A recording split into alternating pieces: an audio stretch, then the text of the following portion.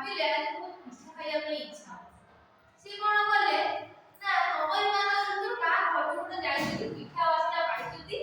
ପାଇକି କଣ କରୁଛନ୍ତି ନା ଯାଇଛନ୍ତି ପିଠା ତୁଳି ଆଣିଛନ୍ତି ସିଏ ତୁଳି ଆଣିଛି କିଛି ଇଏ କିଛି ତୁଳି ଆଣିଛି ତ ସିଏ କଣ କରୁଛନ୍ତି ସେମାନେ କହିଲେ ଆମେ ତ ମିଶିକି ଯାଇଥିଲେ ତାହେଲେ କଣ କରିବା ଯେତିକି ପିଠା ଆଣିଛେ ସେତିକି ପିଠା ଆମେ ସେମାନେ ଝଗଡ଼ା ଲାଗିଲେ ସିଏ କହିଲା ମୁଁ ବେଶୀ ଦେବି ଇଏ କହିଲା ମୁଁ ଦେବି ସିଏ କହିଲା ମୁଁ ଦେବି ଇଏ କହିଲା ମୁଁ ଦେବି କଣ କଲେ ଝଗଡ଼ା ଲାଗିଲେ ତାଙ୍କର ସେ ଝଗଡ଼ାଟା କଣ ହୋଇଥାଏ ନା ଯେ ବିଲେଇ ମାନେ ଆମର ଯୋଉ ବିଲେଇ ମାନେ ଝଗଡ଼ା ଲାଗୁଛନ୍ତି ସେ ଦେଖିଲେ ମାଙ୍କଡ଼ ଆସିକି ଦେଖିଲେ ମାଙ୍କଡ଼ କଣ ଥିଲା ଏମାନେ କଣ କରୁଛନ୍ତି ଗୋଟେ ଗଛ ତଳେ ଝଗଡ଼ା ଲାଗିଛନ୍ତି ଉପରେ କିଏ ହୋଇଥିଲା ଗଛ ଉପରେ କିଏ ହୋଇଥିଲା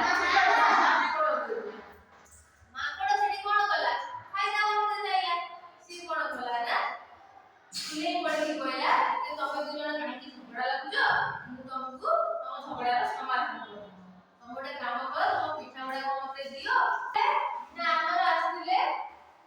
ପିଠା ଯୋଉ ଖାଇଲେ ପିଠା ଖାଇବା ପାଇଁ ମାଙ୍କଡ଼ କହିଲା ତମେ ଝଗଡ଼ା ଲାଗୁନି ମୁଁ କଣ କରିବି ତମକୁ ସମାନ ସମାନ ଭାଗ କରିବି ବୁଝିପାରିଲ ସେଠି ମାଙ୍କଡ଼ ତ ବୁଦ୍ଧି ମାଗିକି ଆସିଛି ଏମାନଙ୍କୁ ଆଜି କଣ କରିବି ଭୁକା ବନେଇକି ଛାଡ଼ି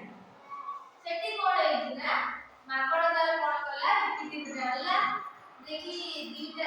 ପଟ ସାଇଡର ଦିଟା ପିଠା ସେ କଣ କଲା ଓଜନ ଯେତେବେଳେ ଗଲା କହିଲେ ଏଇପଟ ସାଇଡର ପିଠା ଟିକେ କଣ ହଉଛି ଅଧିକ ହଉଛି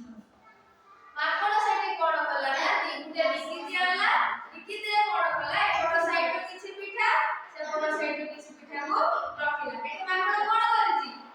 ମାଙ୍କଡ଼ ଏଠି କଣ କରୁଛି ଏପଟ ସାଇଡର ଗୋଟେ କିଛି ପିଠା ରଖିଲା ଏପଟ ସାଇଡରେ କିଛି ପିଠା ଆଣିକି ରଖିଲା ସିଏ ତାପରେ କଣ କହିଲା ଯେ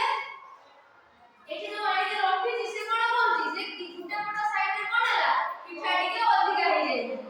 ବୁଝିପାରିଲ ସେ କଣ କଲା ସେଠୁ ଟିକେ ଭାଙ୍ଗି ନିଜେ ଖାଇଦେଲା ବୁଝିପାରିଲ ଯେତେବେଳେ ଏପଟ ସାଇଡରେ ଆଣିକି ଖାଇଦେଲା କହିଲା ଏପଟ ସାଇଡରେ ଟିକେ ଅଧିକା ହେଇଗଲା ନା କଣ ସେ ପୁଣି ସେପଟ ସାଇଡରେ ଆଣିକି କିଛି ଖାଇଦେଲା ତ ଏଇ ଯୋଉ ଖାଇତେ ଖାଇତେ ସେ କଣ କଲା ସବୁ ପିଠାକୁ